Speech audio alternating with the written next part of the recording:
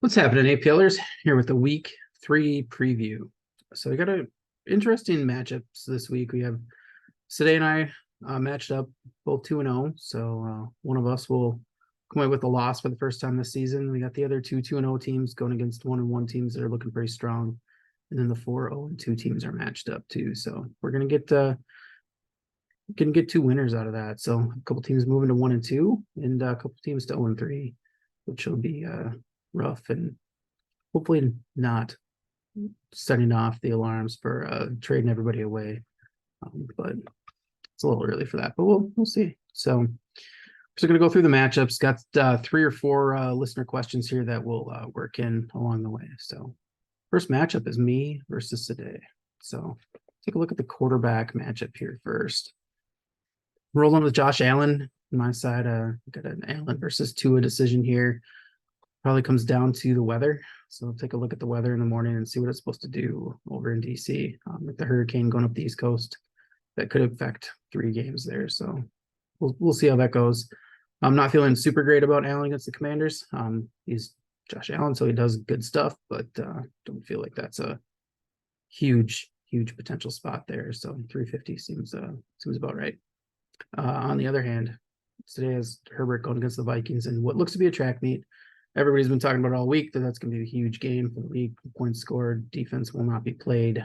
So 400 for Herbert feels easily attainable.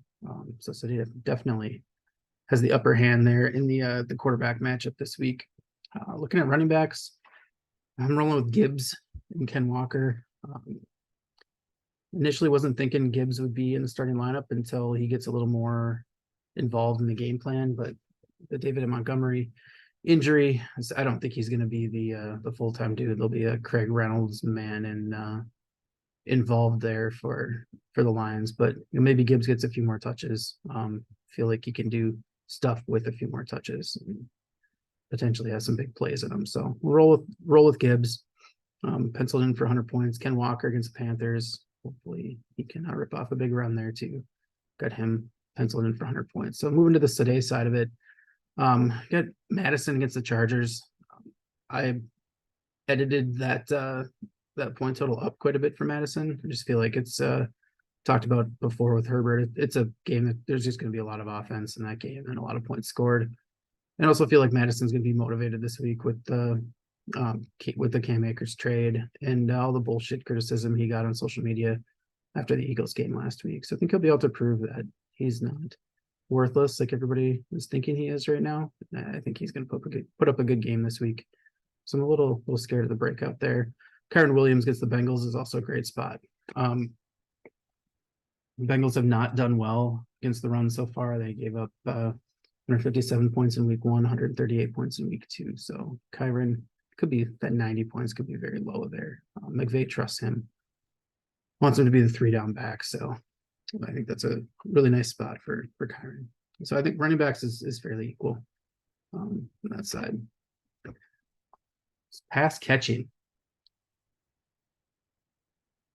We got Tyreek on his side against the Broncos. Broncos have held the first wide receiver in check through the first 2 weeks. They're putting up like 70, 80 points, something like that.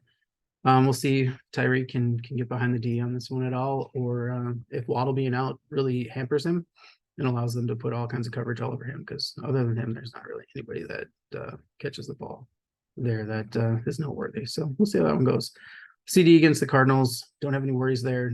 105 seems fine.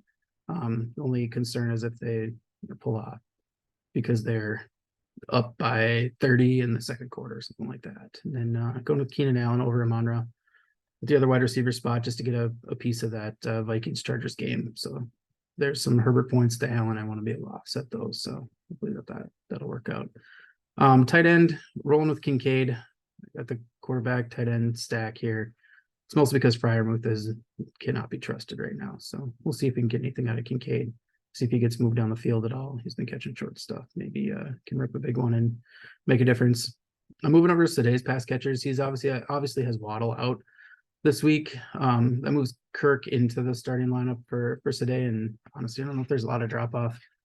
Kirk had a bad week 1, but looked great last week. And Zay Jones is out this week, so Kirk should be in for a full workload. So I think he's he's good for the 95 points, maybe a few more.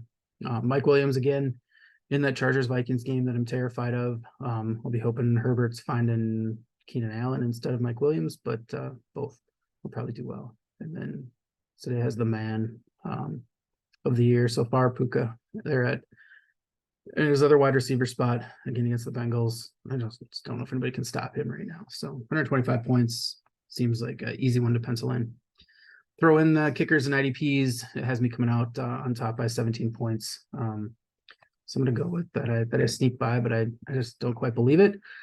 I think that Vikings Chargers game is going to be the big difference maker here. If it is as offensive as everybody's expecting, I don't know if we'll be able to survive the Herbert Williams Madison combo there, but we'll see. Maybe the Waller 43 points on Thursday night gives me a little bit of a window there to take advantage of, but just don't feel like I'm set up for that with Kincaid. So really think it's going to come down to Herbert and crew and see how that all goes. So next matchup here we have Corey and Ryan. Corey has Mahomes quarterback. He's been awesome as expected. I think he's solid for the 385 seems fine. It's the Bears. Are they going to be killing them so they're not going to need to pass at all? Then they don't have anybody to run the ball either, so maybe they have to pass. I think he's just solid. So moving over to Ryan at the quarterback spot. Question, one of the listener questions was, is Cousins the steal of the draft? So you look at that, kind of looked at it and broke it down a little bit.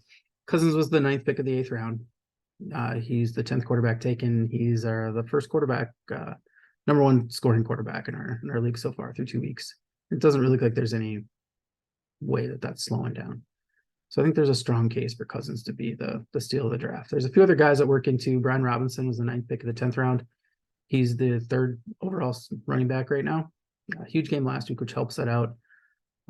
But he looks like he's set up to be the main running back there in Washington with an offense that looks like it could be fairly effective with the enemy. So I think there's some merit there for Brian Robinson.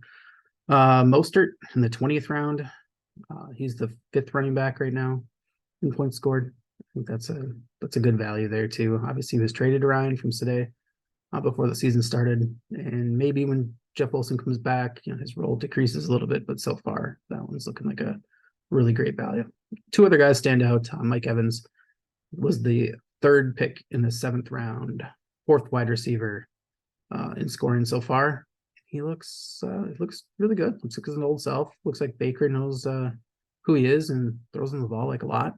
So I think that's a great value there in the 7th. And then the last guy is Nico Collins.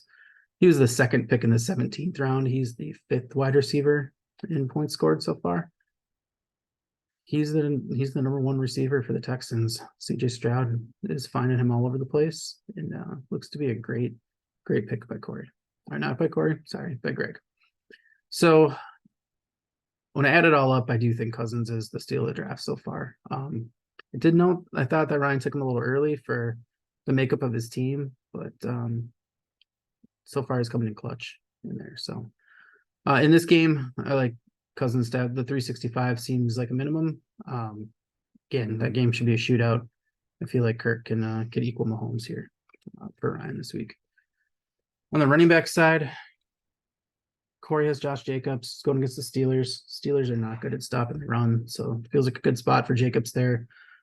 Corey is the big winner of the Jerome Ford sweepstakes with his $130 bid on Tuesday night. So yes, of course he's in the starting lineup this week. Unfortunately, he gets the Titans, who have shut down like everybody they've played for like the last 3 years. So run defense is tough. So that's why the 70-point total there, or the 70 points is the total there for Ford. You're looking at Corey's other options. Pacheco is potentially his other option, who's a game time decision. So I think you got to roll with Ford and see what happens, but just not thinking he's got a ton of upside this week. Brian's running backs look solid. Henry and Mostert have, other than Cousins in week 1, have been the leaders for his team. They're good. I think they're in fine spots this week, so it could be advantage to Ryan there at the running back spot. The pass catchers here, we got Devontae with 75 points, which seems kind of low for him. against the Steelers is kind of what he's been doing so far. So we'll see if Garoppolo can get him the ball. Got Jacoby Myers back this week too, which should help, I would think, actually. Evans has been awesome so far for Corey. So 95 points against the Eagles, who got wrecked by JJ last week, and they gave up a lot of points to Kendrick Bourne in week 1 too. So Pass D can definitely be beat. See if Evans is a dude this week. Mike Thomas is a third wide receiver, and I have a lot of good things to say about that. I still don't think he's good anymore. But I think that's probably Corey's best option too. So we'll see if he can get anything going. Evan Ingram against the Texans. Love that spot. Ingram's been good. Should be a good environment there for the Jags too. So on Ryan's side, Olave against the Packers. Olave's been good, solid, excellent so far for through 2 weeks. So feeling good about that. He's going to get Jair this week somewhat. So we'll see how that matchup goes. Traylon Burks against the Browns. Don't love that spot either. Hopkins is going to play. Browns defense is pretty good. Don't love it. Not sure what else there is for Ryan though. He's got Brandon Cooks as the other option at wide receiver, which I don't know if that's much better. So you have to find some free agent guy off the bench and see if there's somebody there. But we'll roll with Burks and see what happens. Laporta has been great as a rookie there at the tight end spot. So I feel like he can match Ingram there too. So maybe the pass catcher nod probably leans to Ryan here with the big Debo game on Thursday night. So that 157 from Debo was great. So kickers and defenses here come out, and Ryan's got like a 60-point margin here of a victory. So I do think Ryan will win this one. Kirk will match Mahomes running backs, make a big difference. And the rest of it kind of equals out. So we'll go Ryan moving to 3-0. All right. So time for another listener question here. So the question was, as we lead into the Solomon and Tank matchup here. The question was, if there were a home porno of Travis Kelce and Taylor Swift, would you watch it? So my response would be, if I'm searching for adult content, my search usually would start with big. And the second word isn't teeth or ugly. And it's usually nothing to do, well, I shouldn't say usually, it's never something to do with the male body. So I doubt I would come across this video if I were perusing for something to watch in that variety. However, if it were a viral video, that everybody was made aware of, that something like this existed, I think you have to check it out just to confirm some things. So I would want to confirm that Taylor Swift is unattractive. It's pretty apparent, but there are some people, like Kevin, that think that she's somewhat attractive. But I would just like to confirm that to make sure that I'm correct and that I can point out that she has a pancake ass, and I've seen it on video every time I see Ross. The internet also seems to believe that T Swift is a bit of a free spirit in the sack, so it would be interesting to see if that suspicion is confirmed.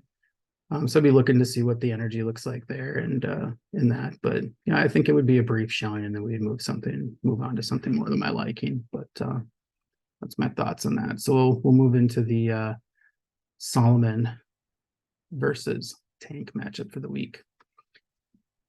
Trevor Lawrence, quarterback for Solomon.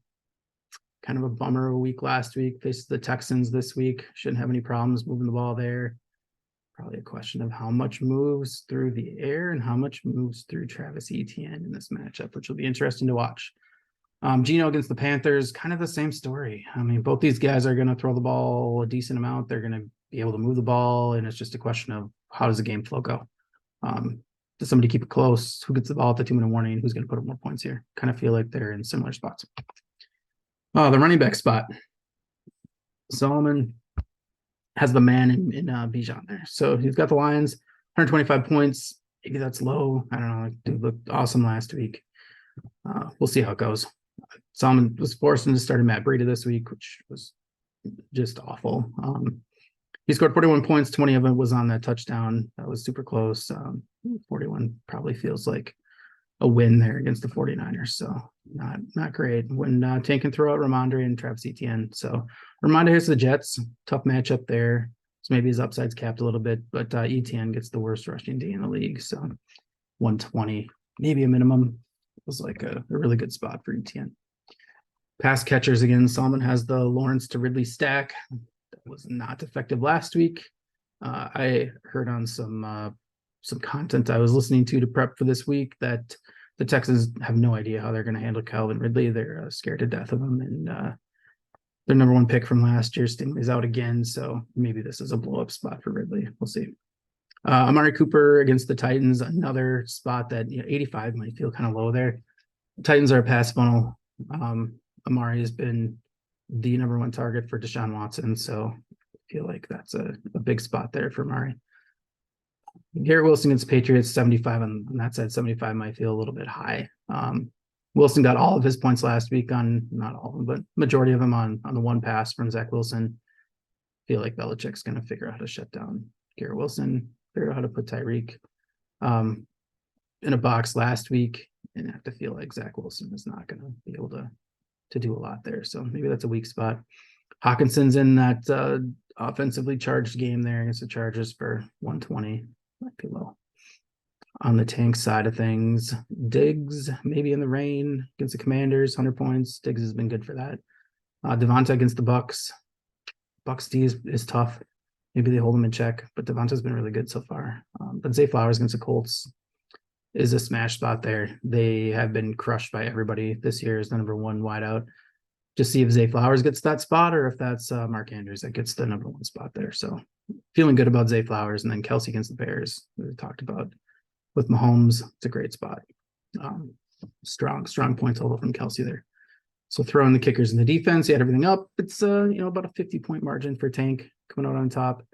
I feel like the running backs can make the difference there, and Kelsey is what kind of drives Tank to the win. So we'll see. Be surprised if War Daddy's at 1 and 2 after this week, but we'll see. All right. Moving to the next matchup here, we have Daggy against Cabot.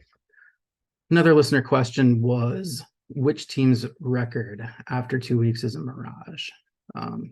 Either who's 2-0 that really isn't that good, or who's 0-2 that just kind of hasn't put everything together yet. So a little bit of foreshadowing on what I think is going to happen in this matchup, but I do think that Ross is the team that's record doesn't totally reflect what his team is capable of doing. So I feel like misses Mark Andrews in week 1. Obviously, a lot of people got hurt and there's things, but Andrews is his first round pick, and that's a tough one to miss.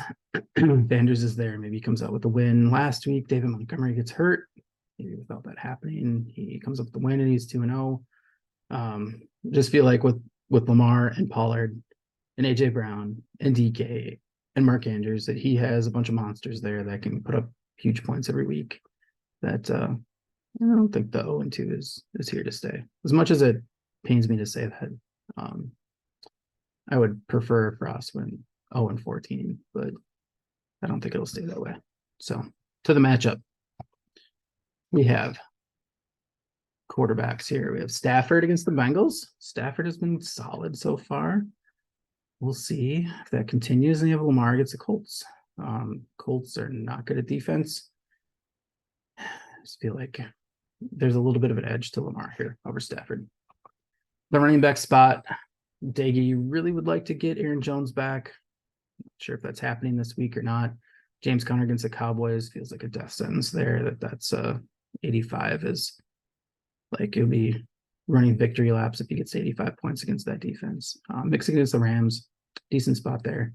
Pollard against the Cardinals, aside from Etienne against the Texans, this is probably the other second best spot of the week, maybe the first best. Pollard should crush. And then Josh Kelly against the Vikings. I like that start for Ross there. The Vikings have not been good against the run, as we all watched DeAndre Swift run up and down the field against us last week. Think that Kelly can do that despite his rough week last week, but that was against the Texans. So definitely give the edge to Ross there at the running back spot. Pass catchers, Chase has not been himself so far this year. We'll see if Burrow plays. That definitely can impact what's going on there. They have trash at the second quarterback. They might be calling Johnny soon to play there.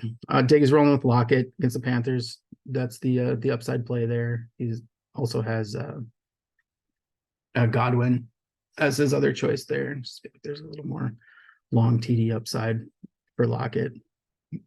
And then Addison against the Chargers. Yeah, I'd want a part of this game too. So we'll see if he gets more involved this week than he has in the past due to KJ Osborne's drops in week 2. Diggy's running with Kyle Pitts over his new free agent acquisition of Zach Ertz. Again, I think Pitts has the upside, but maybe Pitts is just terrible. We'll see. All right. Maybe Arthur Smith just doesn't like Pitts. Who knows? On the Ross side of things, AJ Brown was arguing with Hurts on the sidelines last week. They said it's not about targets, but maybe this is a week where AJ Brown just gets fed. DK is a little banged up against the Panthers, is fine. Drake London, there's another Atlanta pass catcher there that you just never know what's going to happen. Feels like the Lions game should be somewhat high scoring. So we'll see. Andrews against the Colts, good spot there. They can't stop anybody.